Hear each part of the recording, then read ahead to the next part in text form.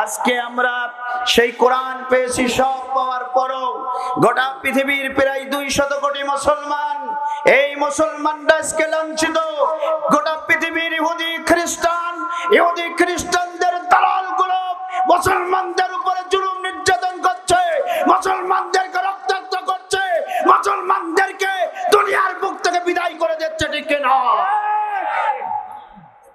একান্ত প্রিয় আপনজনের আমার, একটাই কারণ, আল্লাহ পাক রব্বুল আলামিন তার নবীকে বলতেছেন, ও নবী, তাহা মা আনজালনা আলাইকাল কুরআনা লিতাশকা, আমি আপনার কাছে কোরআন নাজিল করেছি, এই কোরআন পাওয়ার পরে আপনি হতভাগা হবেন, এই কোরআন পাওয়ার পরে আপনি কষ্ট পাবেন, এই কোরআন পাওয়ার পরে আপনার মাথা থেকে রক্ত ঝরবে, এই জন্য আমি কোরআন নাজিল করি নাই, এই কোরআন নাজিল করেছি মানবতার মুখে হাসি ফোটানোর জন্য, ঠিক না? কিন্তু আজকে কি হাসি আছে? আছে? একান্ত প্রিয় আপনজনের আমার, আজকে গোটা পৃথিবীর বুকে ইহুদি বলেন, খ্রিস্টান বলেন, মুশরিক বলেন আর মুসলমান বলেন, কারো মুখে আজ হাসি নাই, সব হাসি ফুরায় গেছে, ঠিক না? তার কারণ আমরা 4টা জিনিস থেকে পিছায় আছি, আর 3টা জিনিস আমরা তৈরি করতে পারি নাই। কয়টা জিনিস? আমি 4টা জিনিস এবং 3টা জিনিসের কথা বলবো ইনশাআল্লাহ, বলে ইনশাআল্লাহ আমি শেষ করে দেব। শুনতে সবাই রাজি আছেন, তাই না?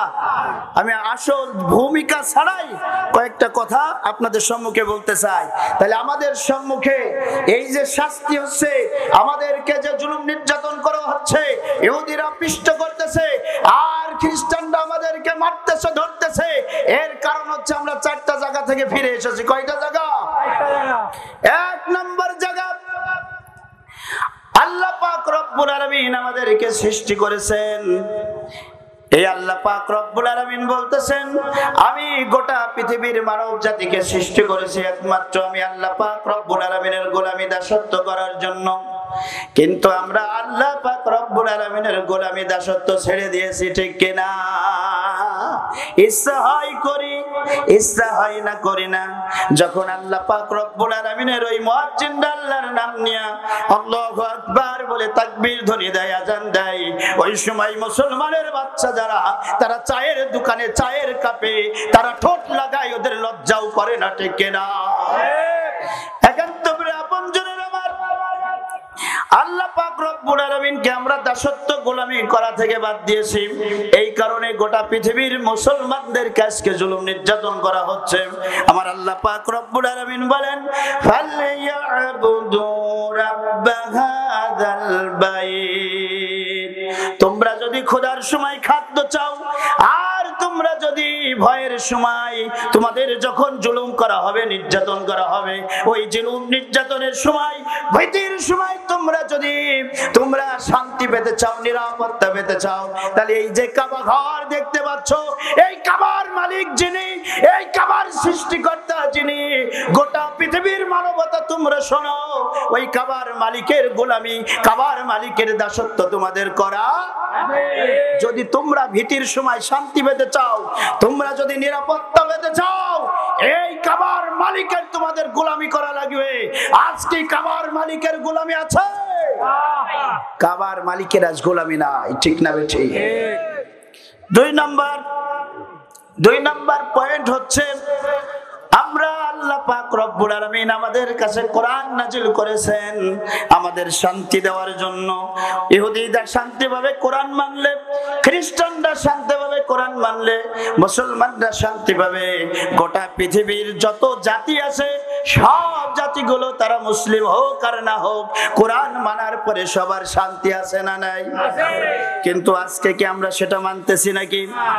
একজন খ্রিস্টান তিনি বলতেছেন, মুহাম্মদ সাল্লাল্লাহু আলাইহি ওয়াসাল্লাম of the altars, the gods, the believe.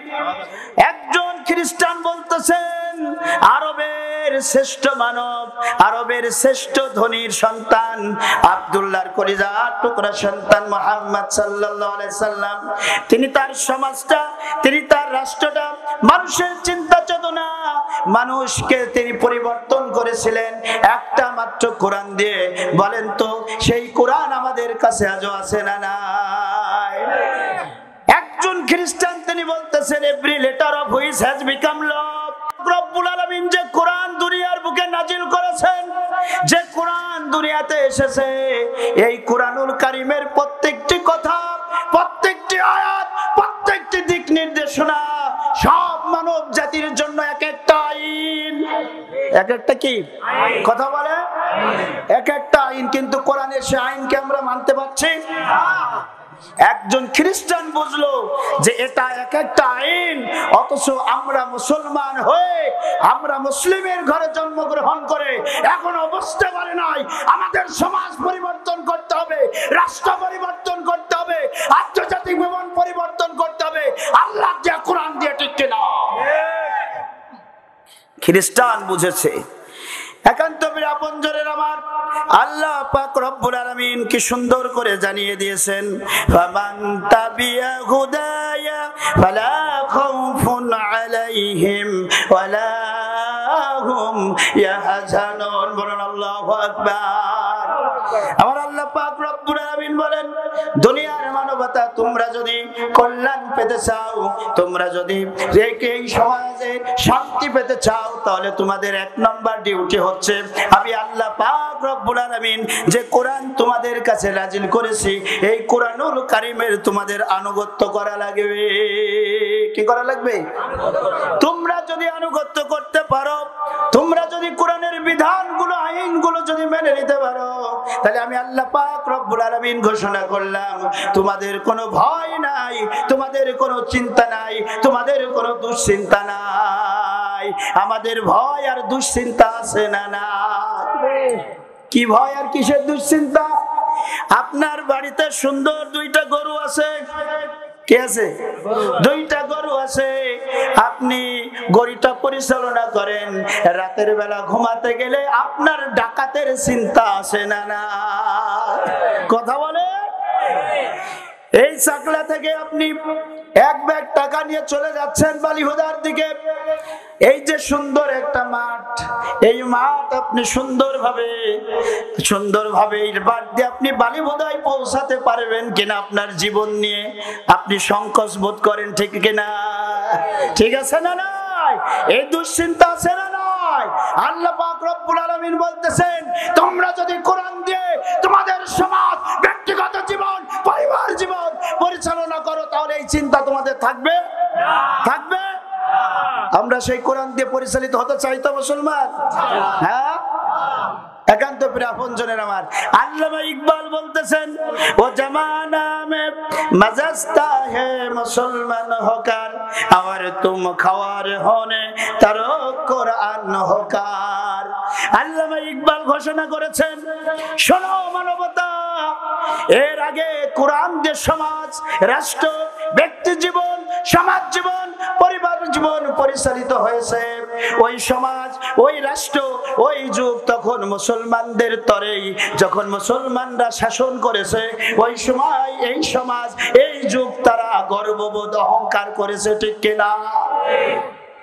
কিন্তু আজ এই মুসলমানদের থেকে, এই কোরআন থেকে ফিরে যাওয়ার কারণে, কোরআনের সঙ্গে এদের সম্পর্ক না রাখার কারণে আজকে এই সমাজ কলঙ্কিত হয়েছে, ঠিক না বেটে? আজ সমাজ কলঙ্কিত, তার কারণ হচ্ছে আজকে কোরআন আমাদের পরিবারে নাই, কোরআন ব্যক্তি জীবনে নাই, কোরআন বন্ধু জীবনে নাই, রাষ্ট্র জীবনে নাই, আন্তর্জাতিক জীবনে নাই, ব্যবসা জীবনে নাই, ঠিক কিনা? যদি থাকতো তাহলে এই যুগ হতো সেই যুগের মতন সম্মানিত, ঠিক না বেঠে? ঠিক কিনা? তাহলে আমাদের 2 নাম্বার পয়েন্ট, আমরা এই কোরআন ছেড়ে দিয়েছি। কি ছেড়ে দিয়েছি? 1 নাম্বার পয়েন্ট কি ছিল? আল্লাহর গোলামি ছেড়ে দিয়েছি। কি বলেন? কথা বলে? আল্লাহর গোলামি ছেড়ে দিয়েছি।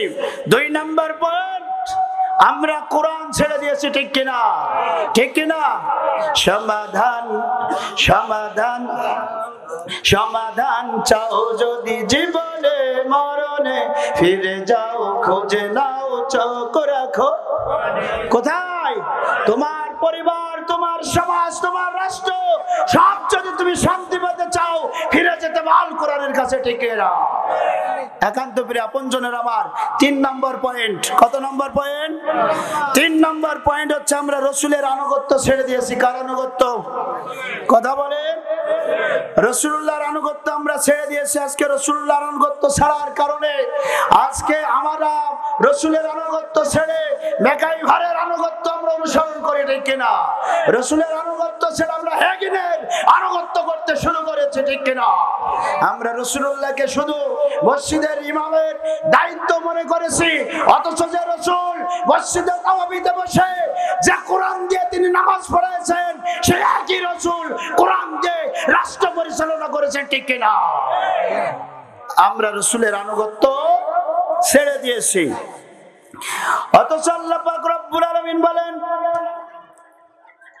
ওমা তাকুমুর রাসূলু ফাখুজুহু ওমা নাহাকুম ফামতাহু। আল্লাহু আকবার। আমার আল্লাহ পাক রব্বুল আলামিন বলেন, আমি আমার রাসূলের মাধ্যম দিয়ে তোমাদেরকে যা দিয়েছি গ্রহণ কর, আর রাসূলের মাধ্যম দিয়ে যা তোদেরকে বর্জন করতে বলেছি তা ছেড়ে দে। কার কথা? তাহলে রাসূলের মাধ্যম দিয়ে আল্লাহ পাক রব্বুল আলামিন আমাদের যেগুলো হালাল, ওই হালাল কাজগুলো করতে হবে। রাসূলের মাধ্যম দিয়ে আল্লাহ পাক রব্বুল আলামিন নামাজ, রোজা, হজ, যাকাত করার কথা বলেছেন। আবার ওই রাসূলের মাধ্যম দিয়ে আল্লাহ পাক রব্বুল আলামিন কোরআন দিয়ে সমাজ, রাষ্ট্র পরিচালনার কথা বলে। তাহলে আমরা যে কোরআন দিয়ে, যে রাসূলের আদর্শ দিয়ে নামাজ আদায় করব, ওই একই রাসূলের আদর্শ দিয়ে আবার সমাজ, রাষ্ট্র পরিচালনা করব, ঠিক কিনা? যেহেতু আল্লাহ পাক রব্বুল আলামিন বলেছেন, তাই না? আর রাসূলুল্লাহ বলতেছেন, আন আব্দুল্লাহ ইবনে আমর قال قال رسول الله صلى الله عليه وسلم لا يؤمن احدكم حتى يكون هواه تبعا لما جئت به। আমার রাসূলুল্লাহ বলেছেন, তোমরা ততক্ষণ পর্যন্ত মুমিন হতে পারবে না, তোমরা ততক্ষণ পর্যন্ত মুসলমান হতে পারবে না, যতক্ষণ পর্যন্ত না তোমাদের অনুসরণ, তোমাদের অনুকরণ আমি রাসূলের মতন না হবে। কার মতন? তাহলে রাসূলের মতন যদি অনুসরণ, অনুকরণ না হয়, আপনার কথা বলা, আপনার হাঁটা, আপনার চুল রাখা, আপনার জামা পরা, আপনার নামাজ, আপনার রোজা, আপনার হজ যদি রাসূলের মতন না হয়, সবগুলো বাতিল, বাতিল, বাতিল, ঠিক কিনা? কার কথা?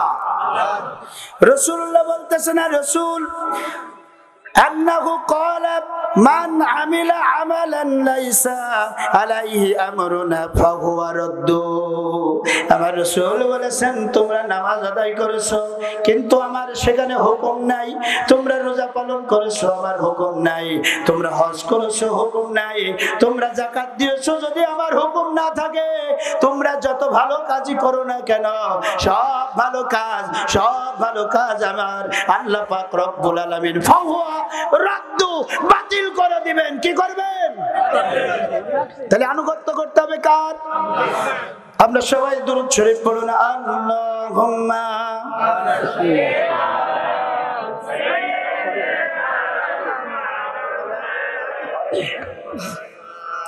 ওয়ালা আলি।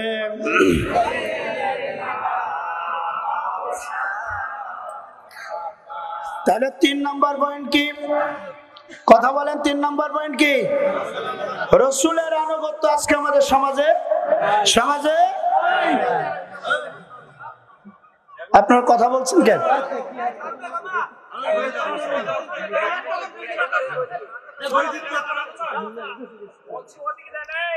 একটু সরা দেন ভাই, আমরা গ্যাঞ্জাম না করি, কথা শুনি। সরা দিচ্ছে ভাই, সরা দিচ্ছে। আপনারা মুসলমান এত মাথা গরম কেন? মুসলমান এত মাথা গরমের জাতি না তো।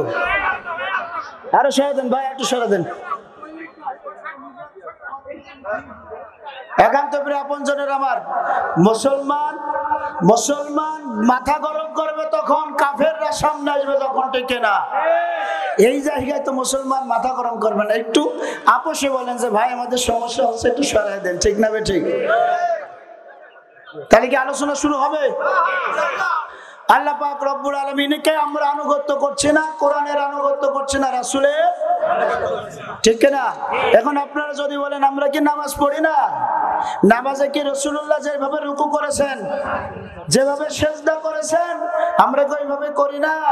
শুধু অতটুকু করলেই হবে না। যে নবী মসজিদে নববীতে তিনি নামাজ আদায় করেছেন, একই নবী আবার তিনি রাষ্ট্র পরিচালনা করেছেন, ঠিক না? তাহলে আপনাকে কোরআন দিয়ে, রাসূলের আদর্শ দিয়ে আপনার রাষ্ট্র পরিচালনা করার দায়িত্ব গ্রহণ করতে রাজি আছি সবাই? লিল্লাহি তাকবীর। 4 নম্বর পয়েন্ট। কত নম্বর? 4 নম্বর। ভাই আকাশের অবস্থা খারাপ, খুব দ্রুত গতিতে যেতে হবে, প্রধান বক্তা আসবে, সময় সংক্ষিপ্ত, ঠিক না? 4 নম্বর পয়েন্ট, আমাদের মনের বাসনা যে আমরা যুদ্ধের ময়দান থেকে, জিহাদ ফি সাবিলিল্লাহর কাছ থেকে আমরা দূরে সরে গেছি, ঠিক না? আল্লাহ পাক রব্বুল আলামিন বলেন, ওয়া মা লাকুম লা তুকাতিলুনা ফি সাবিলিল্লাহ ওয়াল মুস্তাদআফিনা মিনার রিজালি ওয়ান নিসা ওয়াল বিলদানিল্লাযিনা ইয়াকুলুনা রব্বানা আখরিজনা মিন হাযিহিল ক্বরিয়াতি যালিমি আহলুহা। আল্লাহ পাক রব্বুল আলামিন বলেন, ওয়া মা লাকুম লা তুকাতিলুন, তোমাদের কি হয়েছে? তোমরা কেন যুদ্ধ করতে চাও না? তোমরা কেন সংগ্রাম করতে চাও না? অথচ তোমরা কি এই গোটা পৃথিবীর দিকে নজর করে দেখো না? ওই যে কাশ্মীরের মুসলমানদের দিকে তাকাও, মায়ানমারের মুসলমানদের দিকে তাকাও, তোমরা ফিলিস্তিনের মুসলমানদের দিকে তাকাও। কত শত মুরব্বী মানুষগুলো, দুর্বল শ্রেণীর মানুষগুলো, আর দুর্বল শ্রেণীর নারীগুলো, ছোট্ট ছোট্ট সন্তানগুলো তাদের চোখের পানি ছেড়ে দিয়ে আর্তনাদ করে করে আমি আল্লাহর কাছে প্রার্থনা করতেছি, রব্বুল আলামিন, ও আল্লাহ, তুমি কি আমাদের দিকে নজর করে দেখো না? দেখো না, তুমি কি আমাদের দিকে তাকাও না? রব্বুল আলামিন, তুমি কি দেখো না? ওর আকাশ বাকাশ প্রকম্পিত করে দিয়ে আমি আল্লাহর কাছে দোয়া করে তুমি তাকিয়ে দেখো, আমাদের যারা শাসক শ্রেণী রয়েছে, আমাদের যারা পরিচালনা করতেছে, ওই মানুষগুলো আমাদের উপরে জুলুম নির্যাতন করে, ওই মানুষগুলো আমাদের উপরে এত অত্যাচার করে। আল্লাহ, এই অত্যাচারে রাষ্ট্রের ভিতরে আমরা থাকতে পারি না। রব্বুল আলামিন, তুমি আমাদেরকে এই অঞ্চল থেকে ফিরাইয়া নিয়ে যাও, এই অঞ্চল থেকে অন্য অঞ্চলে আমাদেরকে পাঠাইয়া দাও। কি কথা? এই অঞ্চল থেকে।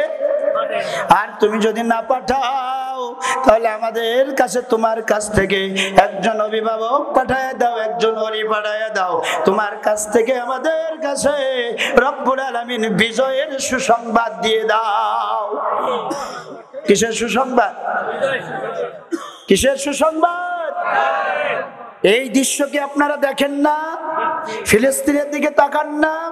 কাশ্মীরের দিকে তাকান না?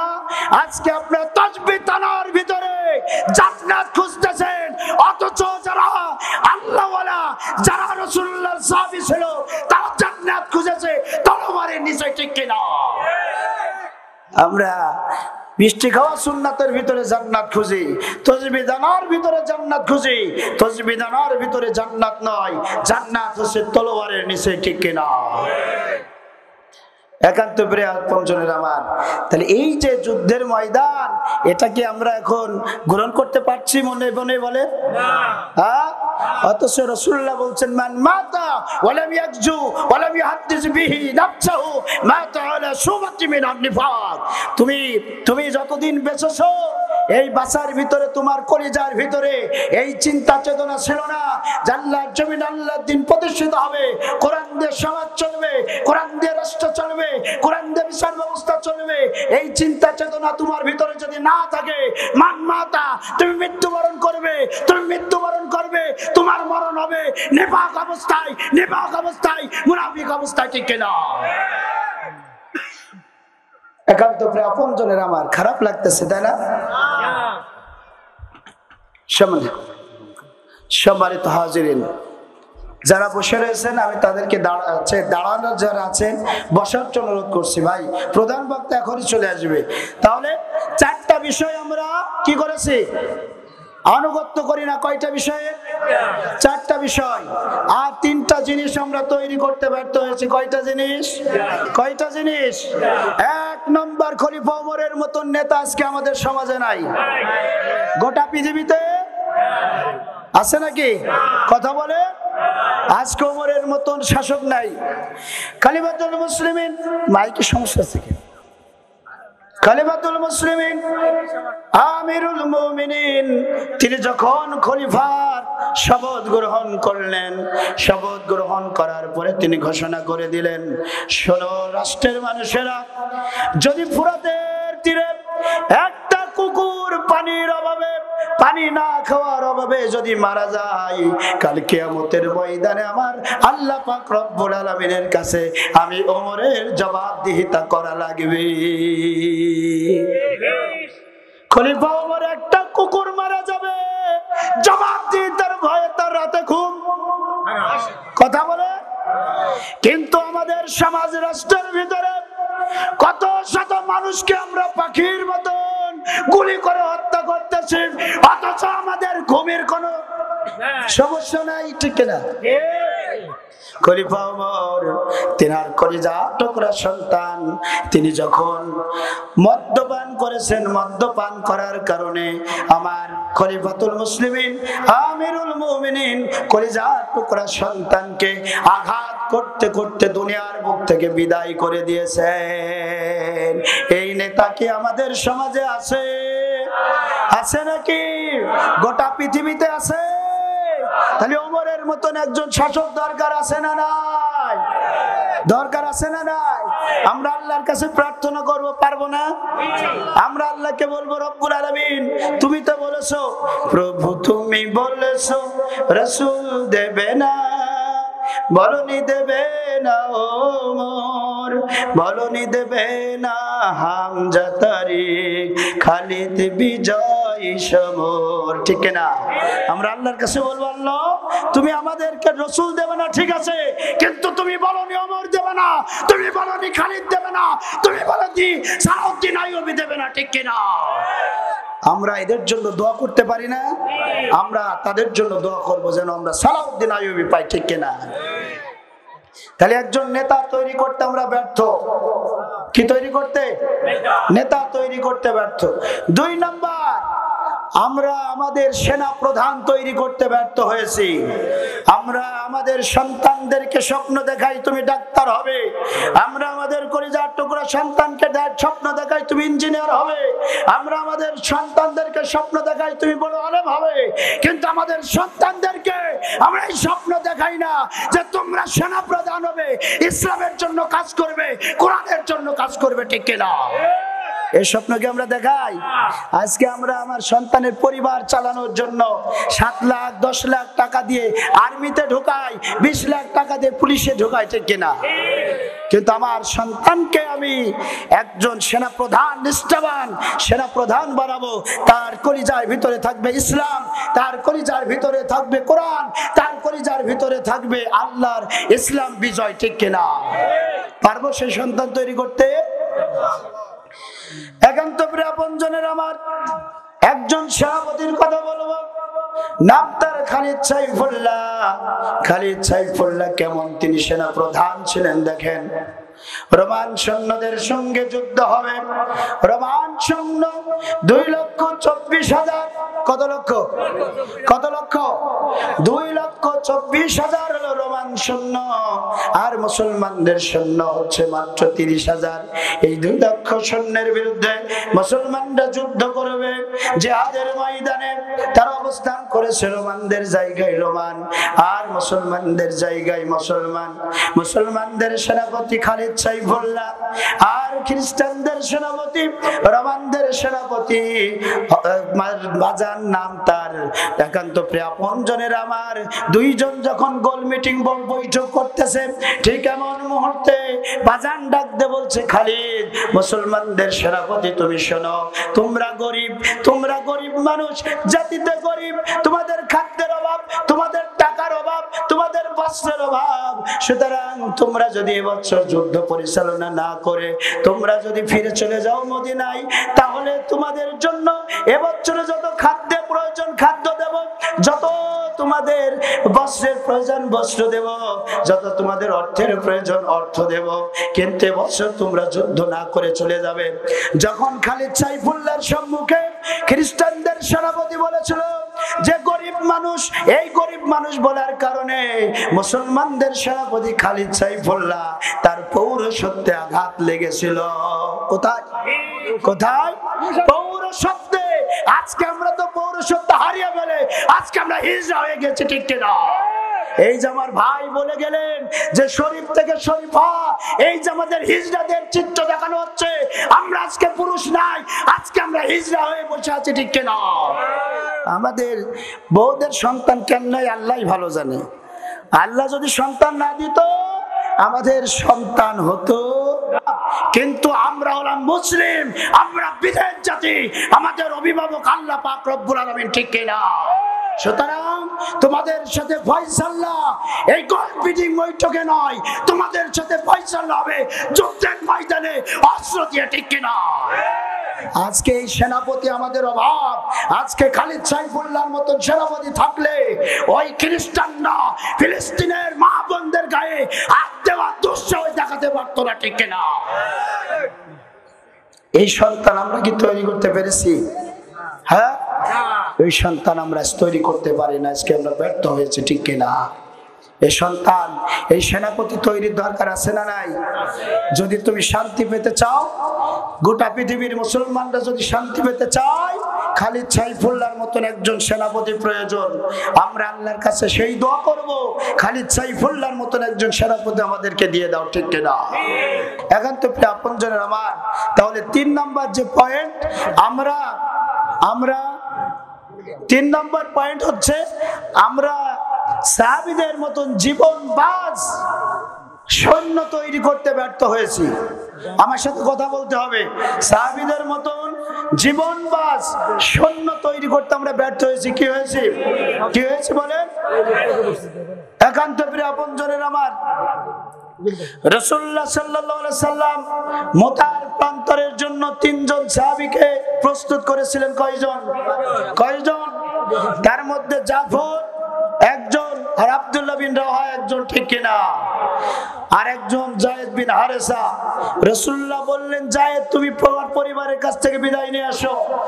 যায়েদ বলতেছেন, আমার আব্বা আপনি আর আমার মা আয়েশা, সুতরাং আর কোথাও যাওয়ার প্রয়োজন। জাফর চলে গেল বাড়ির দিকে। বাড়িতে গিয়ে তার বিবির কাছ থেকে বিদায় নিচ্ছেন। বিবিরে, আল্লাহর নবীজি মুতার প্রান্তরের জন্য আমাকে প্রস্তুত থাকতে বলেছেন, আর 2 নম্বরে আমার নামটা ঘোষণা করেছেন। বিবিরে, তুমি আমার জন্য দোয়া করো, জিহাদের ময়দানে যেন আমি শহীদ হয়ে আল্লাহর জান্নাতে যেতে পারি।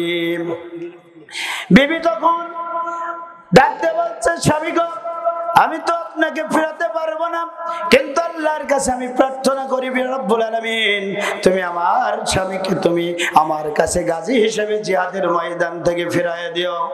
হযরত জাফর বিন আবু তালিব তলোয়ারের উল্টা পিঠ দিয়ে বিবির শরীরে আঘাত করে ডাকতে বলেন, বিবিরে তুমি উল্টা দোয়া করো না, তোমার এই দোয়া আল্লাহ পাক রব্বুল আলামিন কখনোই কবুল করবে না।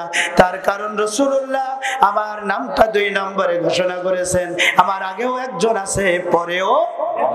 সুতরাং নির্ঘাত জিহাদের ময়দানে আমি শহীদ হয়ে যাব, তুমি আমার জন্য উল্টা দোয়া করো না। হযরতে জাফর তার বিবির কাছ থেকে বিদায় নিয়ে ঘোড়া দাবড়িয়ে জিহাদের দিকে অগ্রসর হয়েছেন। পেছন দিকে কলিজার টুকরা সন্তানগুলো আব্বা আব্বা বলে চিল্লায় আর কান্নাকাটি করে। বিবি কাটা কবুতরের মতন ছটফট করে, কিন্তু খালিদ সাইফুল্লাহ পেছনে, কিন্তু জাফর বিন আবি তালিব পেছনের দিকে নজর করে একটাবারের জন্য দেখলেন না যে কে তার জন্য কলিজার টুকরা সন্তান আর বিবি কাটা কবুতরের মতন ছটফট করে। একটাবার নজর করে দেখি এই চিন্তা তার মাথার ভিতরে আসে নাই, তার মাথার ভিতরে এসেছে জিহাদের ময়দানে যাব, শহীদ হব, আল্লাহর জমিন আল্লাহর দ্বীন প্রতিষ্ঠা করব। এই চিন্তা নিয়েই তিনি জিহাদের ময়দানে অংশগ্রহণ করেছেন, ঠিক কিনা? এই জাফরের মতন কলিজা আমাদের আছে? কয়জনের আছে? 2 হাত তুলে দেখান তো। জিহাদের ময়দান যদি আসে, যদি কোরআনের জন্য আমাদের জিহাদের ময়দানে অংশগ্রহণ করতে হয়, জিহাদের ময়দানে যদি আমাদের রক্ত দিতে সহযোগিতায় আমরা দিতে রাজি আছি ইনশাআল্লাহ। আল্লাহ কবুল করুন, সকলে বলুন আমিন। একান্ত প্রিয় আপনজনের আমার, একান্ত প্রিয় আপনজনের আমার, দ্বিতীয় নম্বর 3 নম্বর সাহাবী ছিলেন হযরত আব্দুল্লাহ বিন রাওহা। তিনি বাড়িতে গেলেন, দেখলেন বাসর ঘরে, নতুন বিয়ে করেছেন, বাসর ঘরে বিবি কোরআন তেলাওয়াত করতেছে। বাইরের থেকে সালাম বিনিময় করলেন, স্ত্রীকে ডাক দিয়ে বলেন, স্ত্রী সবেমাত্র বিবাহ হয়েছে, তোমার হক আমি আদায় করতে পারি নাই, তুমি আমাকে মাফ করে দিও। আর শুনে রাখো, জিহাদের জন্য আল্লাহ রাসূল আমাকে জিহাদের জন্য সেনাপতির দায়িত্ব দিয়েছেন, সুতরাং যদি জিহাদ থেকে ফিরে আসি তাহলে আলহামদুলিল্লাহ, আর যদি জিহাদ থেকে ফিরে না আসি তাহলে আমার জন্য দোয়া করো। আর তুমি যদি ধৈর্য ধারণ করে থাকতে পারো, জান্নাতের ভিতরে আল্লাহ পাক রব্বুল আলামিন আমাদেরকে একসাথে করে দিবেন, ঠিক কিনা? সুতরাং এই সাহাবীদের মতন করে যদি আজকে আমরা আমাদের জীবনটা দিতে পারতাম, জিহাদের জন্য যদি প্রস্তুতি থাকতে পারতাম, গোটা পৃথিবীর মুসলমানেরা আজও শাসন করত, ঠিক কিনা? কেউ আমাদের উপরে কথা বলতে, গোটা পৃথিবীর মানুষদেরকে আমরা জানিয়ে দিতে চাই, শোনো মানুষেরা, সেদিন ফোরাতের তীরে ইমাম হুসাইন একা দাঁড়িয়েছিল কারবালার প্রান্তরে। ইয়াজিদের হাজার হাজার সৈন্যের বিরুদ্ধে তিনি একা লড়ে উঠতে পারেন নাই, কিন্তু আজ এই বাংলার পদ্মা, মেঘনা, যমুনা, বহমান নদীর স্রোতের তীরে অসংখ্য ইমাম হুসাইনের উত্তরসূরি দাঁড়িয়ে রয়েছে, ঠিক কিনা? তোমরা ইমাম হুসাইন উত্তরসূরিদের রক্তের উপর দিয়ে যদি তোমরা কোনো আইন চালু করতে চাও, আইন চালু করো, তাতে কোনো আমাদের বাধা নাই, কিন্তু আইন যদি চালু করতে হয় আমাদের রক্তের উপর দিয়ে করতে হবে, ঠিক কিনা? আমাদের রক্ত শরীরে যতক্ষণ থাকবে তোমাদের বেআইনি আমরা কখনোই মেনে নেব না, ঠিক কিনা?